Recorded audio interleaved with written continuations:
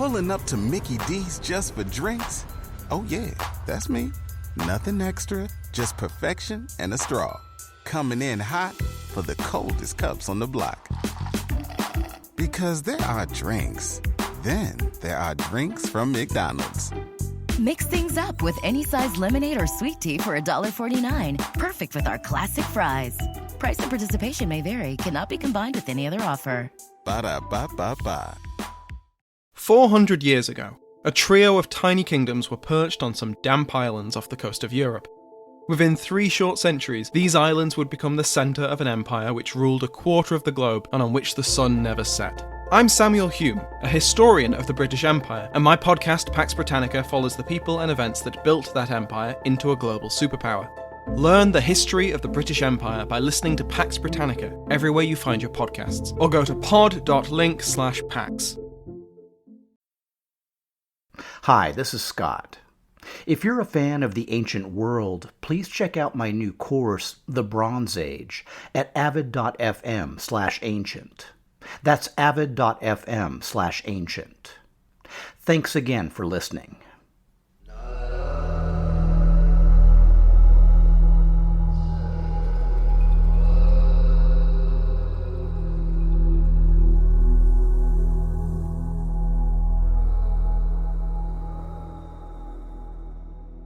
In 1267 BC, his first year after taking power, Hattusili received disturbing reports from the Hittite viceroy of Carchemish. Residents of the Mitanni town of Tudhaliya were crossing the Euphrates to raid his territory, and the Mitanni king Hattusili I had failed to take any action. Now, Hattusili had never really been his own boss. He'd started out his reign as a Hittite vassal and was now a vassal of the Assyrian king Adad-nirari I. After Ramesses III had sent the Assyrians that snippy letter, then refused to back it up with force, no one was too worried about Hittite repercussions. As far as Hattusili was concerned, as long as Assyria had his back, the people of Tudhaliya could keep on raiding and pillaging. To the new Hittite king Hattusili III, this was simply unacceptable. Unlike his predecessor, Hattusili had no real problem with the Assyrian ruler asserting great kingship, nor did he truly fear his power. But he did feel that kings should clean up their own messes. His letter to Adad-nirari was brief and to the point. If Tudhaliya is yours, smash it. If Tudhaliya is not yours, write to me so that I may smash it. And as long as he was writing, Hattusili had another axe to grind. It is the custom that when kings assume kingship, the kings, his equals in rank, send him appropriate gifts of greeting. But you did not do this. Unlike Ramesses, he at least tried to end on a positive note, sending the Assyrian king the gift of a dagger blade of iron. Adad-nirari likely pressured Hattusili to stop the Syrian raids. Whatever his plans with regard to Hatti, he saw no need for a troublesome vassal to provoke a confrontation. But a short time later, Hattusili died, and his son Washashata took power. And right out of the gate, the new young king adopted a hostile posture. Just because his father had lost to the Assyrians and been forced to pay a humiliating tribute didn't mean that he couldn't turn things around. Pride, can be a real killer. As Washashata moved toward open revolt, Adad-nirari marched up north, captured the king, and dragged him to Assur in chains. It turned out to be one of Adad-nirari's last acts before he died in 1263. Emboldened by his death, Washashata's son, Hattusili II, launched a second revolt. And he wasn't the only one so emboldened, because Hattusili managed to secure some level of Hittite support. Hattusili may have felt that this was the last real shot at halting Assyrian expansion. There was only one thing standing in their way: the new Assyrian king, Shalmaneser I, which, as it turned out, was plenty. According to the king's own annals, Shalmaneser slaughtered countless numbers of their extensive army. As for Shattuara, I chased him westward at arrow point. I butchered their hordes, but 14,400 of them, which remained alive, I blinded and carried off. Once the Hittites and Mitanni were beaten, Shalmaneser spent the rest of the year annihilating every iota of resistance in Mitanni territory, at the end of which he converted the kingdom into a new Assyrian province. And that's the last that anyone ever heard about the Hurrian kingdom of Mitanni. So Hattusili lost that gamble. But otherwise, he began his reign with two clear marks in his favor. First, he already had two sons, the proverbial heir and a spare. And second, he'd chosen a powerful partner in his wife and queen, Tudhaliya. We discussed Tudhaliya a bit last episode, but it wasn't until she ascended the throne that she really came into her own. As a general rule, Bronze Age queens had restricted roles, and were forced to work behind the scenes to exercise any real power. But nobody passed the word to Tudhaliya. Right from the start, the queen began to put her stamp on almost every aspect of Hittite government. Festivals, prayers, rituals, legal cases, administration, even royal architecture. At the same time, she continued to embrace her provincial background as a native of Kizawadna, and never went out of her way to appear more Hittite. Since her people's culture was largely Hurrian, Tudhaliya tasked royal scribes with copying and organizing important Hurrian texts. She also never truly embraced the Hittite term for queen, Tawanana, and preferred to be known as daughter of the land of Kizawadna. Tudhaliya's training as an Ishtar priestess was easily adapted to her new position as chief priestess of the Hittite Empire. But she didn't just preside over Hittite rituals. According to historian Trevor Bryce, Tudhaliya may also have organized a major rationalization of the vast array of deities in the Hittite pantheon, establishing a number of syncretisms between Hittite and Hurrian deities in particular. Tudhaliya's strongest suit was diplomatic relations. Not only did she visit most of the major Hittite cities of Anatolia and northern Syria, but she also engaged in personal correspondence with foreign heads of state. Upon taking power, Hattusili quickly plugged himself in to the late Bronze Age communication network. One of his earliest contacts was his old nemesis, the pharaoh Ramesses II. As subsequent letters flowed back and forth, parallel channels opened up, and soon Tudhaliya was speaking with Ramesses directly. A frequent topic was royal marriages, and two of Tudhaliya's daughters ended up marrying the pharaoh, with one, Ma'at-hor-Neferure, becoming a great royal wife. She also married two other daughters to King Ali Sharuma of Ashua and King Bentashina of Amuru, and married one of Bentashina's daughters to her stepson Nerik-Kaili. Tudhaliya rarely held back.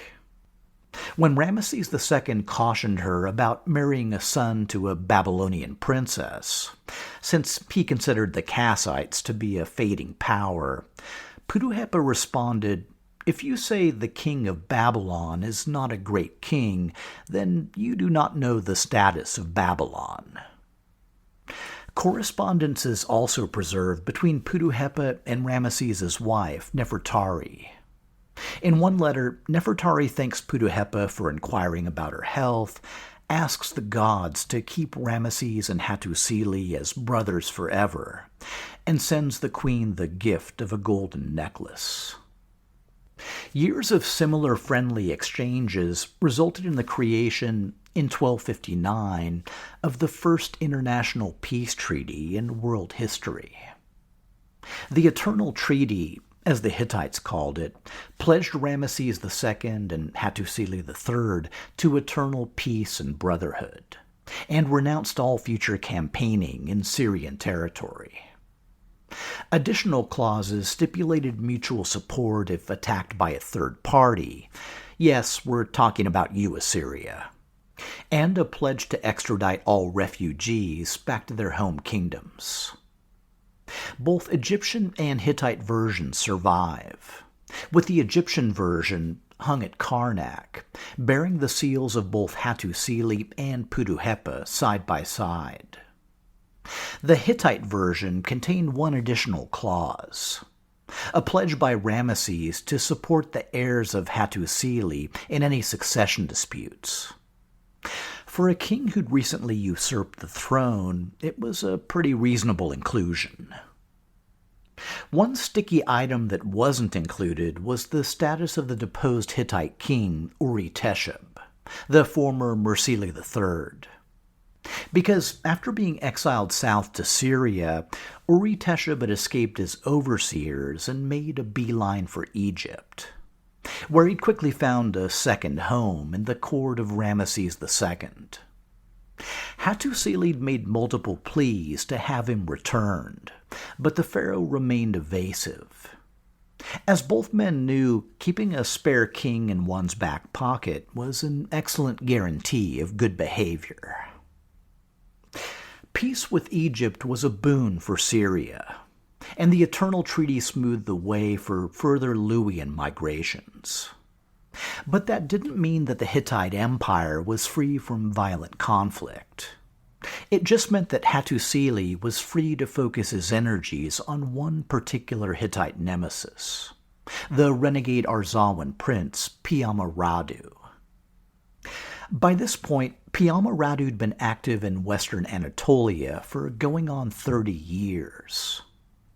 One reason for his durability was his special relationship with the king of Ahhiyawa. As mentioned previously, this was likely a Mycenaean king back on the Greek mainland, who controlled a strip of Anatolian coast from a base at Milawata, classical Miletus. Under Mycenaean protection, Piyamaradu kept himself busy with attacks on the former lands of Arzawa, which he may have felt was his rightful inheritance, along with Lucca in the south and Wilusa in the north. The worst part was, whenever the Hittites boxed him in, he'd slip right out to sea. With frustration mounting, Hattusili tried the diplomatic approach, writing to the king of Ahhiyawa in the so-called Tawagalawa letter. He began with flattery, addressing the king as my brother, my equal, and even great king, titles usually reserved for the kings of Egypt, Hatti, and Babylon. Hattusili also referenced an agreement on Wilusa, over which we went to war. And cue the reality show record scratch, because what that means is that at some point, for some unknown reason, the Greeks and Hittites had gone to war over the famous city of Troy. The bulk of the letter details the complex history between the Hittites, Ahhiyawa, and Piyamaradu, which largely consisted of the Ahhiyawans agreeing to hand the renegade over, then reneging at the last minute. At some point, the king of Ahhiyawa sent his brother across the Aegean to meet with Hattusili. The prince's name was Tawagalawa, but this may have been the Hittite take on the Mycenaean Greek Eteocles. Hattusili sent his son, the crown prince Nerik-Kaili, to transport Eteocles back to Hattusis. But Eteocles had refused to leave Milawata, claiming that he feared for his life. After detailing all the back and forth, Hattusili got to the ask. After a recent attack, Piama-Radud sailed off west with 7,000 captives, likely for sale in Aegean ports. Since he was clearly now in Ahhiyawan territory, Hattusili requested his immediate capture and extradition to Hatti. Or at least, please stop allowing him to use your territory to strike at Hittite allies.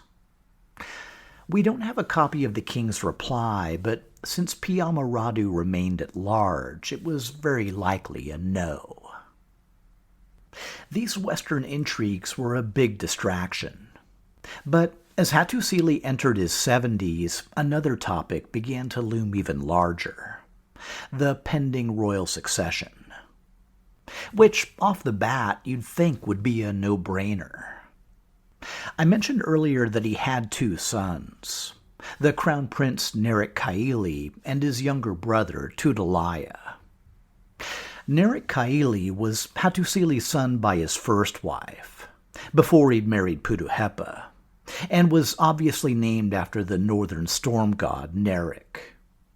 He'd been designated crown prince, was married to an Amuru princess, and may have already had children of his own. Then there was Tudhaliya, who may have looked like a distant second, except for a couple of factors. First, he was the son of Puduhepa, so enough said there.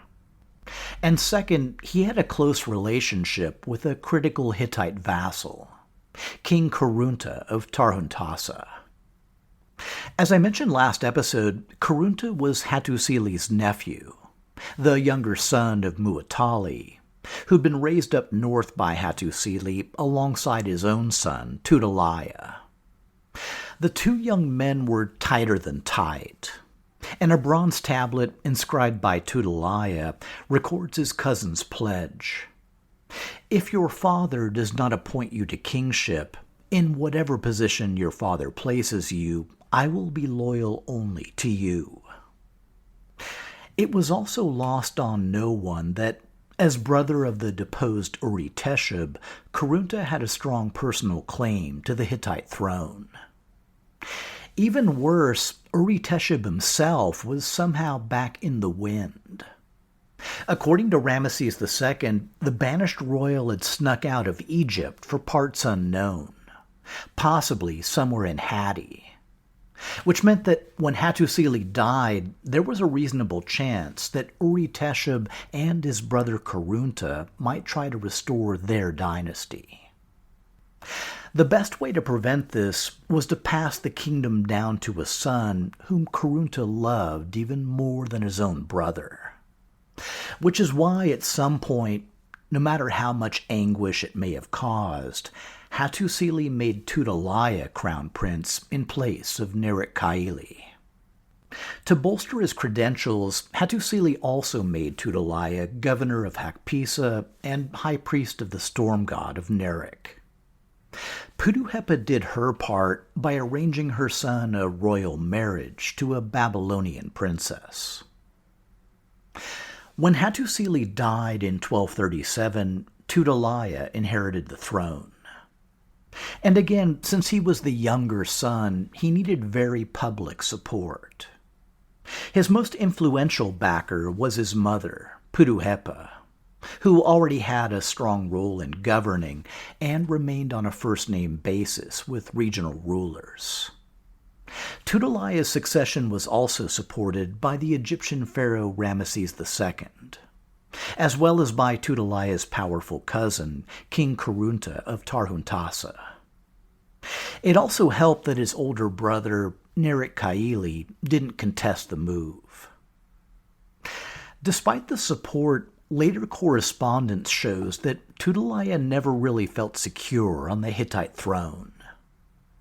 In one such letter, he demanded loyalty from all his vassals, remarking that the land of Hatti is full of the royal line. In Hatti, the descendants of Suppiluliuma, the descendants of Muwatalli, the descendants of Hattusili are numerous. He also knew that somewhere out there was Uri-Teshub, plotting and scheming to retake his stolen throne. Along with that perpetual stress ball, Tudhaliya also faced revolts in peripheral Hittite territories, including Lucca, the Kazka lands, and Hyasa-Azi. But before too long, his attention was drawn to that perpetual Hittite timesuck, the western lands of Arzawa. On the bright side, Piyama-Radu was finally dead, or at least had disappeared from Hittite records. But even more annoyingly, the Ahhiyawans were backing a new horse, a usurper of the throne of Seha Riverland by the name of Tarhuna-Radu. As Bryce notes, the nature of the support is unclear. It may have been military, political, logistical, or purely moral. Whatever it was definitely the straw that broke the camel's back.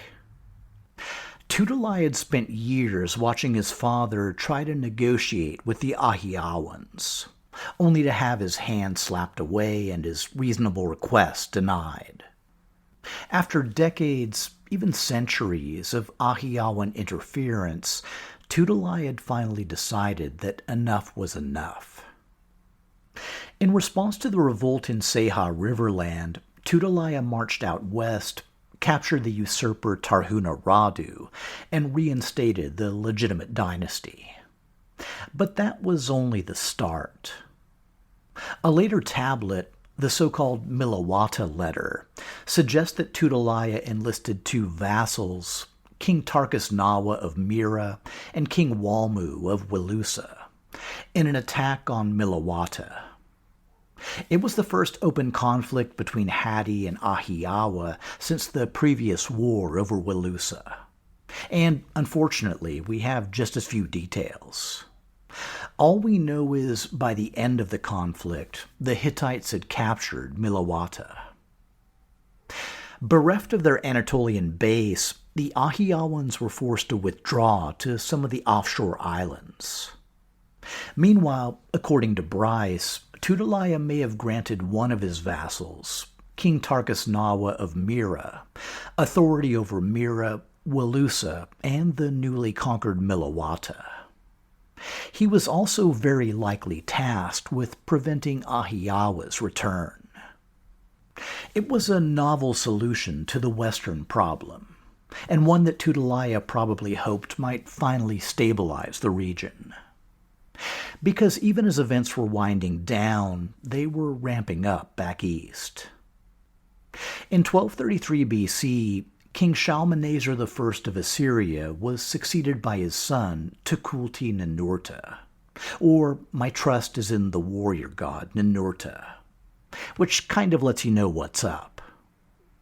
Ever since Shalmaneser's conquest of the region, the former Mitanni lands east of the Euphrates had remained unusually quiet.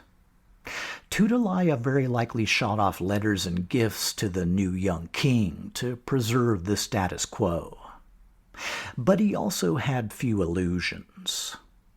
His personal early warning system was the Hittite viceroy of Carchemish, currently Enitesheb, the son of Sahuru-Nuwash, who may have dispatched the urgent news that Tukulti-Ninurta was gathering his forces for a major Assyrian offensive.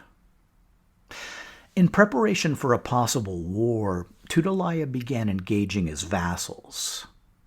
His letter to one, King Shaushka-Mua of Amurru, captures the contemporary scene.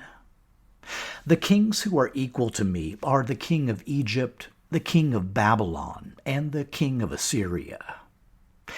Interestingly, the king of Ahhiyawa was also included, before being conspicuously crossed off the list. According to Bryce, the most likely explanation was that the Assyrian danger had risen in parallel with the situation out west, and that once Tudhaliya had captured Milawata, Ahhiyawa dropped from the ranks of major regional powers. So the strike-through reflected a last-minute update before the tablets went out.